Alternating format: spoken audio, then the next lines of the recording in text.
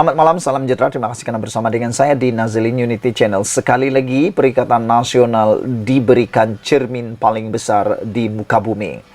Ini apabila ada beberapa perkara yang seakan-akan Perikatan Nasional terlupa diri, terlupa mencermin diri. Itu menurut Puan Zarkasi.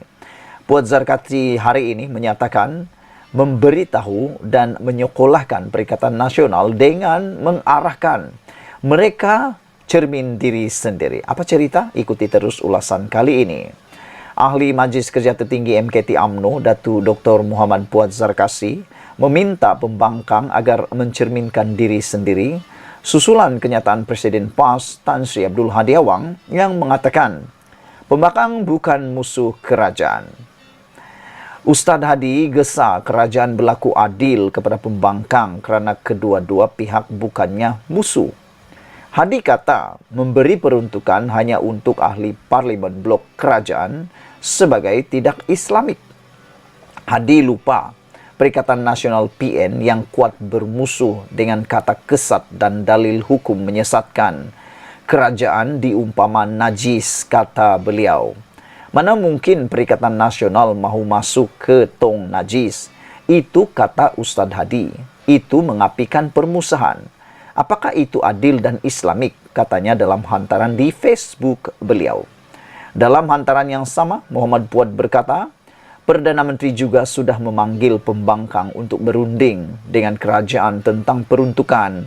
Malangnya, mengikut laporan daripada Timbalan Perdana Menteri yang kedua yang diberikan tugas untuk berunding dengan pihak pembangkang, sehingga kini tidak ada satupun yang mahu atau berunding dengan beliau. Hanya Syed Saddiq Syed Abdurrahman. Tetapi menurut Puan, Ketua Pembangkang Datuk Seri Hamzah Zainuddin dengan angkuh menolak. Hadi sokong Hamzah Zainuddin, kenapa memusuhi sampai tidak mahu berunding? Perikatan Nasional mesti cermin diri sendiri, bidas beliau. Semasa perbahasan Belanjawan 2024 semalam, Hadi menggesa kerajaan berlaku adil kepada pembangkang, termasuk diberikan peruntukan sama rata. Kerana kedua-duanya pihak bukannya musuh, kata Hadi. Berlaku adillah dengan musuh juga perlu berlaku adil, kata beliau. Itu kita kerajaan dan pembangkang bukan musuh. Bukan musuh dengan musuh diwajibkan berlaku adil, katanya di Dewan Rakyat. Pada 9 Oktober lalu, Timbalan Perdana Menteri Datuk Seri Fadillah Yusof memaklumkan bahawa hanya ahli Parlimen Muar Syed Saddiq Syed Abdurrahman berjumpa dengannya bagi berbincang mengenai peruntukan kepada pembangkang setakat ini.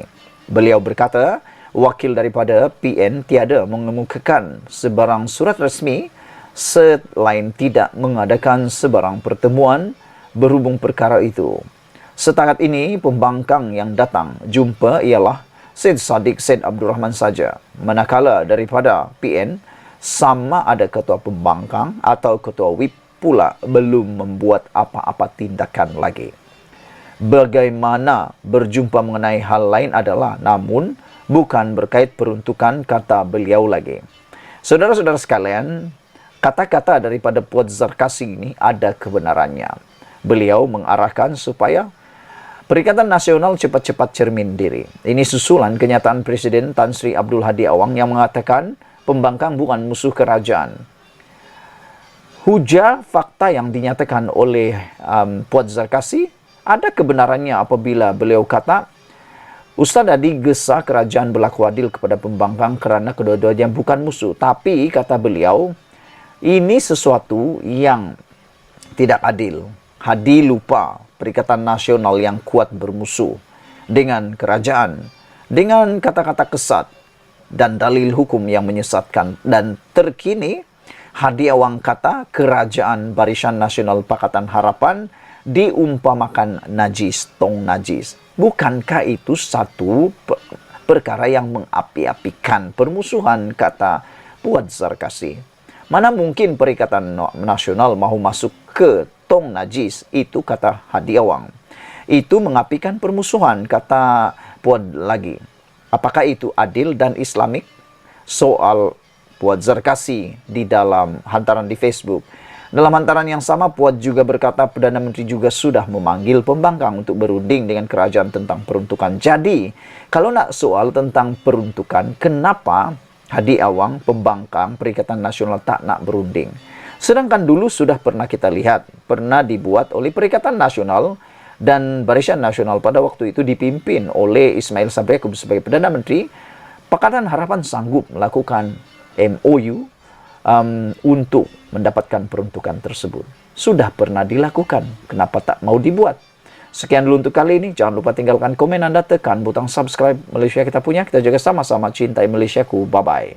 Selamat malam, salam sejahtera. Terima kasih karena bersama dengan saya di Nazilin Unity Channel. Saudara-saudara sekalian, ini satu pendedahan yang luar biasa yang pastinya menarik perhatian Anda semua akibat susulan daripada tindakan Muhyiddin Yassin, pengerusi Perikatan Nasional yang nak memohon pasport beliau dilepaskan atau diberikan secara kekal kepada beliau dengan beberapa alasan, termasuk alasan yang paling melucukan, yaitu ingin pergi bercuti. Saudara-saudara sekalian, menurut sabudin.com, bercuti bukan urusan rasmi, pasport Muhyiddin tak patut dilepaskan. Apa pendapat Anda semua? Adakah pasport tersebut perlu dilepaskan kepada Muhyiddin? Kerana dikhawatir kalau pasport Muhyiddin diserahkan kepada Muhyiddin dengan beberapa alasan, termasuk mahu bercuti ke United Kingdom, ini mungkin akan menjadi duluan. Ini mungkin akan menjadi ikutan kepada orang yang lain yang juga mengalami nasib yang sama seperti Muhyiddin Yassin, yaitu pasport mereka ditahan kerana masih di dalam perbicaraan di mahkamah dan salah satu daripada jaminan untuk beliau dilepaskan daripada untuk perbicaraan yang seterusnya. Jadi, apa pendapat Anda? Perlukah pasport Muhyiddin diserahkan kepada beliau ataukah tidak perlu? Menurut laporan media, pihak pendakwa raya akan mengemukakan bantahan terhadap permohonan pengerusi Perikatan Nasional Muhyiddin Yassin untuk mendapatkan pasportnya secara kekal bagi melakukan perjalanan ke luar negara. Timbalan pendakwa raya Nur Asma Ahmad memberitahu Mahkamah Session Kuala Lumpur mereka memerlukan lebih masa untuk menjawab permohonan Muhyiddin itu. Notis permohonan telah disampaikan kepada kami pada 17 Oktober lalu dan kami akan membantah permohonan tersebut. Kami memohon 2 minggu untuk memfailkan afidavit pendakwaan sebagai jawapan, kata Nur Asma kepada Hakim Perbicaraan Azura Alwi. Azura kemudiannya menjadwalkan semula perbicaraan awal yang ditetapkan hari ini mengenai permohonan Muhyiddin itu kepada 23 November depan. Hakim juga kemudian mengarahkan pihak pendakwaan memfailkan afidavit mereka sebelum atau pada 8 November, sementara sebarang jawapan oleh pasukan peguam bela Muhyiddin mesti diserahkan sebelum atau 17 November. Pasport Muhyiddin sebelum ini diserahkan kepada Mahkamah Jenayah sebagai sebahagian daripada syarat jaminan 2 juta ringgit dalam kes pengubahan wang haram yang sedang dibicarakan terhadapnya. Minggu lalu, bekas Perdana Menteri itu memfailkan permohonan pelepasan kekal pasportnya dengan mengemukakan pelbagai alasan, antaranya ingin membawa keluarga bercuti di London. Dalam afidavit sokongan yang difailkan bersama permohonan di Mahkamah Tinggi Kuala Lumpur, Muhyiddin berkata beliau memerlukan dokumen itu untuk pemeriksaan kesihatan di Singapura. Sudah menjadi tradisi saya membawa keluarga bercuti selama sebulan setiap tahun, kata Muhyiddin. Wah, sebulan tu banyak duit. Tahun ini juga tidak terkecuali, kata Muhyiddin. Percutian ini penting kerana ia membolehkan saya meluangkan masa bersama keluarga, memandangkan tahun ini amat menekan saya dan keluarga, kata Muhyiddin lagi. Perlu atau tidak sebenarnya pasport Muhyiddin dilepaskan? Dalam kes Muhyiddin ini terdapat 2 sebab mengapa beliau ingin memohon pasportnya dikembalikan. Pertama, untuk pemeriksaan kesihatan di Singapura, dan kedua, untuk bercuti ke London selama sebulan bersama keluarganya. Sebagaimana kenyataan pihak pendakwa raya bahawa mereka akan membantah permohonan Muhyiddin itu, setepatnya itulah langkah paling wajar sekali dilakukan. Ini kerana bercuti bukanlah urusan atau tugas rasmi dan ia boleh ditanggungkan sehingga keadaan mengizinkan. Dalam kes Muhyiddin yang ada perbicaraan di mahkamah dan pasportnya diserahkan kepada mahkamah, eloklah beliau bercuti sahaja di dalam negara. Kalau tujuannya untuk berkumpul sesama keluarga, boleh saja melakukannya di banyak tempat percutian yang menarik di Malaysia ini. Tak perlu ke luar negara pun. Muhyiddin hanya perlu diserahkan pasportnya untuk beliau menjalani rawatan perubatan di Singapura dan kemudian hendaklah diserahkan semula kepada mahkamah selepas menjalani pemeriksaan kesihatan tersebut. Bukan apa, kalau untuk bercuti pun diberikan pasportnya, bimbang-bimbang nanti ia akan menjadi duluan di mana semua orang yang ada kes mahkamah akan membuat hal yang sama. Tetapi sebagaimana banyak kes lain, yang mana membenarkan Muhyiddin memiliki pasportnya secara kekal adalah tidak munasabah sama sekali. Hanya orang bebas dan tiada kes mahkamah bebas menyimpan pasportnya sendiri. Ditulis oleh sabudinhusin.com. Apa pendapat anda semua? Sebelum kita berpisah, jangan lupa tinggalkan komen anda, tekan butang subscribe. Kita jumpa lagi. Bye-bye. Selamat petang, salam sejahtera. Terima kasih karena bersama dengan saya di Nazilin Unity Channel. Anda pasti kenal sosok tubuh yang dinamakan Shahidan Kassim. Beliau ni bukan juga orang yang baru. Beliau juga bukan orang yang tak dikenali. Berasal daripada Barisan Nasional UMNO, tetapi akhirnya kini bersama dengan Barisan Pembangkang Perikatan Nasional. Rupa-rupanya ini yang sering dilakukan oleh Shahidan sekarang yang mengejutkan seluruh rakyat Malaysia. Dengan tajuk daripada sabudin.com, aduhailah Shahidan, nampak sangat kerjanya sebagai ahli parlimen hanya mahu tukar kerajaan. Menjadi persoalan daripada netizen daripada semalam sehingga petang ini ialah mereka bertanya, apa sebenarnya yang Shahidan nak mahu berlaku pada Malaysia ini? Adakah nak maju atau untuk mau mendapatkan kerajaan mereka atau mau jadi kerajaan sahaja? Mereka kata, adakah Shahidan hanya mau kuasa? Ada juga yang bertanya, adakah Shahidan sudah lupa kesan daripada pertukaran kerajaan melalui langkah Sheraton yang mana menyebabkan negara terumbang-ambing, negara kerugian, bahkan tidak juga keterlaluan kalau kita katakan negara hancur pada waktu itu. Kita tidak tahu siapa yang memerintah dan para pelabur waktu itu juga lari entah ke mana. Adakah itu yang mau dimahukan?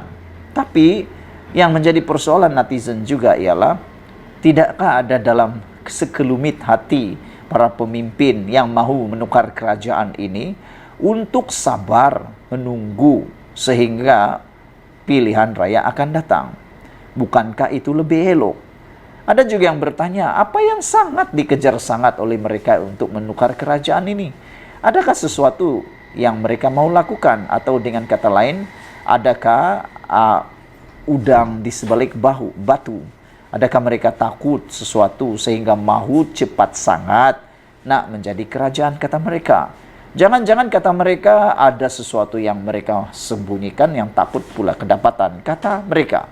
Saya pun tak tahu sejauh mana kebenaran itu, terpulanglah pada anda untuk menentukannya. Namun, apa yang nak jadi dengan ahli parlimen Arau ini, yaitu Shahidan Kassim? Apakah kerjanya sebagai ahli parlimen hanya ingin menukar kerajaan saja? Sedih dan memalukan, ada ahli parlimen macam dia ni, menurut Sabudin. Kerja ahli parlimen ialah membela dan memperjuangkan nasib rakyat, bukan asik nak tukar kerajaan. Tetapi kenapalah Shahidan masih tak habis-habis dengan keinginan nak menukar kerajaan? Di parlimen hari ini, beliau mencadangkan agar Akta Anti Lompat Parti diketepikan bagi memberi kebebasan kepada ahli-ahli parlimen untuk memilih kerajaan baru. Yang ini secara saya pribadi saya membantah. Kalau itulah yang dikehendaki oleh Shahidan Kassim, saya tak setuju langsung.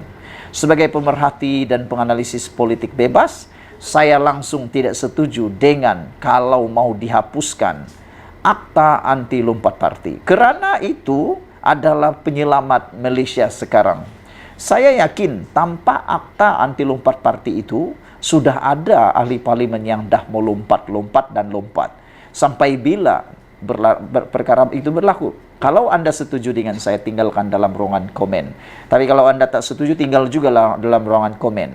Saya sangat tidak setuju kalau Akta anti lompat parti ini diketepikan. Inilah yang menyelamatkan Malaysia sebenarnya. Akta anti lompat parti inilah penyelamat politik Malaysia sekarang. Dulu tanpa akta anti lompat parti, ahli-ahli parlimen ini sembarangan mengkhianati mandat rakyat. Betul tidak? Anda pikir betul-betul. Saudara-saudara sekalian, di parlimen hari ini, Saidan Kassim mencadangkan agar akta anti lompat parti diketepikan bagi memberi kebebasan kepada ahli-ahli parlimen untuk memilih kerajaan baru. Adakah niat lagi dalam hati beliau ini mahu berlaku langkah Sheraton? Ada lagikah keinginan mereka ni untuk mau pancing para ahli parlimen? Tak tahulah aku apalah yang berlaku. Ini kerana beliau mendakwa kerajaan yang ada sekarang gagal menangani kenaikan harga barang. Lupakah Saidan Kassim bahawa dulu Perikatan Nasional pun gagal juga untuk menangani kenaikan harga barang ini. Dan waktu itu Saidan belum dalam Perikatan Nasional. Dia masih bersama dengan Barisan Nasional. Tapi dia pun juga pada waktu itu tak menyokong Perikatan Nasional. Itulah. Tak tahulah kita kan macam mana. Rakyat sudah tidak dapat lagi perlindungan kenaikan harga barang, kata beliau. Pegawai-pegawai kerajaan letih tentang apa yang berlaku. Saya cadangkan tindakan segera diambil, kata Saidan. Kalau nak apungkan semua harga barang, saya sokong, kata beliau. Apungkan politik. Benarkan akta lompat parti diketepikan agar semua orang yang mahu menyertai kami boleh. Katanya dalam ucapan perbahasan rang undang-undang perbekalan 2024 di Dewan Rakyat hari ini. Aduhailah Saidan, kalau nak tukar kerajaan, tunggulah PRU akan datang. Buat sementara atau sehingga PRU 16 akan datang, berilah peluang kerajaan sedia ada dan Perdana Menteri Anwar Ibrahim menjalankan tanggungjawabnya. Lagipun, macam mana Perikatan Nasional nak tukar kerajaan? Nak tukar kerajaan sedia ada. Sedangkan jumlah ahli parlimen dimilikinya hanya 74 orang saja. PN tak dapat jadi kerajaan bukan salah akta lompat parti, tapi sebab tak cukup jumlah itu. Bukan kerana akta anti lompat parti, bukan kerana orang lompat parti menyebabkan Perikatan Nasional tak jadi kerajaan. Ingat itu. Tapi kerana mereka tak cukup jumlah, itu saja. Kalau Perikatan Nasional tak boleh jadi kerajaan sebab ada orang lompat parti, itu lain cerita. Tapi yang ini bukan sebab lompat parti, Perikatan Nasional tak jadi kerajaan. Tapi kerana kurang jumlah. Melainkan mereka nak mahu orang nak lompat parti. Itu perbuatan yang pada pendapat saya amat mengkhianati mandat rakyat.